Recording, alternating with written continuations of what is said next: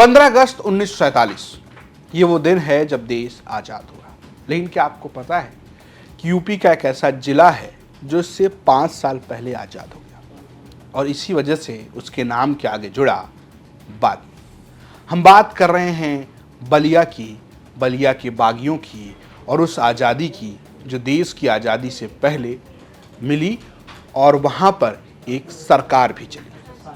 बात उन नायकों की जिसमें चित्तू पांडे भी हैं, तो वो तमाम युवा जिन्होंने बलिया से ब्रिटिश हुकूमत को हटा दिया। क्या है कहानी, क्या है वो पूरी किस्सा, ये हम आपको आज बताएंगे। दरअसल ये पूरा मामला है 19 अगस्त 1942 का। 19 अगस्त से पहले इस सारी चीज़ की जो कवायद शुरू हुई वो शुरू हुई 11 अगस्त को। दरअसल महात्मा गांधी ने अंग्रेजों भारत छोड़ो का नारा दिया और बलिया में भी जो कांग्रेस के नेता थे, जो स्वतंत्रता संग्राम सेनानी थे, उन्होंने इस नारे को हूबहू मान लिया और शुरू हुई अंग्रेजों को भारत छुड़ाने की मुहिम। महात्मा गांधी को गिरफ्तार कर लिया गया और 11 अगस्त को छात्रों ने एक बड़ा जुलूस निकाला गया, भाषणबाजी हुई। अंग्रेजी हुकूमत को बात पसंद नहीं आई तो उन्होंने गिरफ्तार कर लिया। जब लोग गिरफ्तार हुए, जिसमें चित्तू पांडे भी शामिल थे, तो ये पूरा मामला बलिया की अस्मिता से जुड़ गया और लोग भड़क गए तो रोज शुरू हो गया आंदोलन। दरअसल 12 अगस्त 1942 को छात्रों ने फिर जुलूस निकाला। उन्होंने कहा कि भाई जो ये न्यायालय चल रहा है इसको बंद कर दीजिए, क्योंकि अब जो है आज़ादी होगी, अंग्रेजों को भारत छोड़ना पड़ेगा। ये सारी कवायद हो रही थी और इस बीच में जो ब्रिटिश हुकूमत है, जिस तरीके से उसका इतिहास रहा, उसने लोगों के ऊपर जुल्म बरसाए और ये चीज़ें उस समय इस तरीके से भड़की कि पूछिए मत। उस दौरान स्वतंत्रता संग्राम सेनानी रहे राम विचार पांडे आज भी बलिया में हैं और उसको याद करते हैं कि कैसे उस दौर में तमाम जत्थे के जत्थे, जिनके पास जो था, किसी के पास कुल्हाड़ी, किसी के पास लाठी, किसी के पास डंडा, किसी के पास फरसा, जिसके पास कुछ नहीं था, वो मटके में बिच्छू भर के बलिया को आज़ाद करने के लिए निकल गए। पंडित चित्तू पांडे के साथ राधा मोहन सिंह, पंडित महानंद मिश्र, विश्वनाथ चौबे, जितने नेता थे जो मिल गए, उन सबको पुलिस ने गिरफ्तार कर लिया। अब प्रतिदिन यहाँ जुलूस निकलने लगा और प्रतिदिन गिरफ्तारी होने लगी। आगे वह गिरफ्तारी बढ़ती गई और अब जेल में भी काफ़ी लोग हो गए, 200-250 लोग हो गए। इसकी कैपेसिटी से ज़्यादा हो रहा था। परेशान थी जनता, सरकार, किंतु उसको क्या मतलब, जिए चाहे मरे, वो उसको बंद करना था। उस समय इस जिले के कलेक्टर थे जगदीश्वर निगम, ये निगम। उन्होंने इसके बाद बैरिया में 18 अगस्त को भयंकर गोलीकांड हुआ, 18 लोग मारे गए। किस सन की बात है? 42 18 अगस्त को।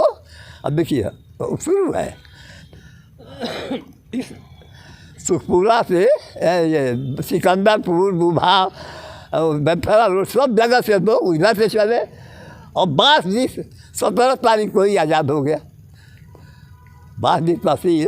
17 को आज़ाद हो गई। इधर से हजारों लोग टूट पड़े बंदियारवासी से। अब जो जहाँ से था वो बलिया के लिए चल दिया। किसी के पास हथौड़ा, किसी के पास लाठी, जिसके पास भी हाथ में देखिए कुछ न कुछ था। कुछ नहीं था तो हंडिया में बिच्छू थे, हरा था थे। यानी यहाँ तक लोग लिए चले आ रहे हैं और जब चारों ओर से बलिया घिर गया। यानी कि 12 अगस्त से जो ये सारी जंग 11 अगस्त से शुरू हुई थी, वो बढ़ते बढ़ते 19 अगस्त तक पहुंच गई। 19 अगस्त को बलिया के सरकारी आंकड़ों के मुताबिक लगभग 50,000 लोग लाठी, भाला, डंडा, इच्छू बिच्छू लेके कूच कर गए बलिया की तरफ। जब ये सब कुछ वहाँ के जिलाधिकारी ने देखा, जिला प्रशासन ने देखा, तो उनके हाथ पांव फूल गए। वो भागे भागे पहुंचे जेल में बंद स्वतंत्रता संग्राम सेनानियों से मिलने। चित्तू पांडे से बात हुई, शर्त ये रखी गई कि आप जो है बाहर किसी के साथ कोई व्यवहार गलत नहीं करेंगे, कोई हिंसा नहीं होगी। सबको समझाया गया। चित्तू पांडे समेत सारे जो कैदी थे, जो राजनीतिक कैदी थे, वो बाहर आए छूटकर जेल से और उन्होंने जाकर एक भाषण दी और बात अहिंसा की कि भाई साहब कोई आगजनी नहीं होगी, कोई तोड़फोड़ नहीं होगी, कोई हिंसा नहीं होगी, क्योंकि कांग्रेस और महात्मा गांधी अहिंसा की बात करते थे। लेकिन इसको लेकर मतभेद था, छुटपुट घटनाएं होती रही और एक घटना इसमें यह होती है कि बीच सड़क पर अंग्रेजी सिपाही फायरिंग कर देते हैं। इसमें लोगों की मौत होती है और यह हिंसा पूरी तरीके से भड़क जाती है। हालात ये बनता है कि प्रशासन के हाथ पांव फूल जाते हैं और स्थानीय जो नेता हैं वो कर लेते हैं कब्जा और बनती है स्थानीय सरकार, यानी कि अंग्रेजी जैक यूनियन के झंडे को हटा दिया जाता है और उस वक्त के भारत के झंडे को फहरा दिया जाता है और बलिया को आज़ाद घोषित कर दिया जाता है। लेकिन ये आज़ादी बहुत लंबी नहीं, सिर्फ 14 दिनों की। चित्तू पांडे के वंशज जो आज बलिया में हैं वो बताते हैं कैसे सिर्फ 14 दिन ये आज़ादी चली। उसके बाद से राधा मोहन सिंह जी थे, विश्वनाथ मर्दाना जी भी थे। पंडित जी कितने तारीख को बलिया आज़ाद हुआ और कितना दिन तक आज़ाद रहा, ये तो बताओ। 19 अगस्त 1942, दिन था बुधवार, समय था 9 बजे सुबह या शाम? जी। कितने दिन तक आज़ाद रहा? जी 23 को नेदरसोल के नेतृत्व में फोर्स बलिया आ गए और 14 दिन तक 14 दिन तक। हाँ, नहीं, 14 दिन तक आज़ाद रहा बलिया, आज़ाद रहा। और इसके बाद आज़ादी जब मिल जाती है, जानकारी अंग्रेजों तक पहुंचती है, बाहर से फौज आती है, खूब खून खराबा होता है, कत्लेआम होता है, 84 लोग शहीद हो जाते हैं। चित्तू पांडे की सरकार को उखाड़ फेंकती है अंग्रेजी हुकूमत, लेकिन तो नहीं उखाड़ पाती है तो बागी बलिया की उसकी बगावत। तो जी हाँ, वो बागी बलिया और बलिया के वो शेर आज भी याद किए जाते हैं। परंपरा तो ये भी रही है कि 15 अगस्त के दिन स्वतंत्रता संग्राम सेनानी, कैदी उस जेल से बाहर आते हैं जो 1917 से आज भी चल रही है वहाँ पर, और बाकायदा जेलर उनको माला पहनाकर स्वागत करते हैं।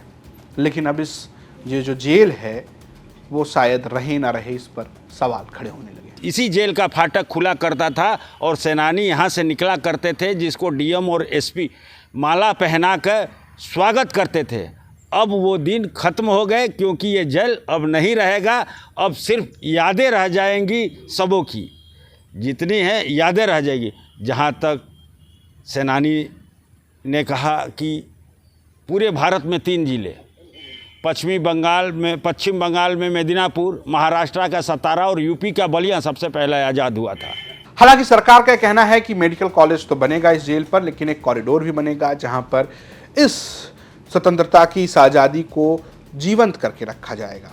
अब सरकार चाहे जो करे, लेकिन लोगों के दिलों में आज भी आज़ाद है बलिया और उसकी वो सोच। इसीलिए तो लोग कहते हैं कि बागी बलिया है और बलिया के लोग शेर। फिलहाल ये स्टोरी भेजी थी बलिया से हमारे सहयोगी अनिल अकेला ने। देखते रहिए यूपी तक। नमस्कार।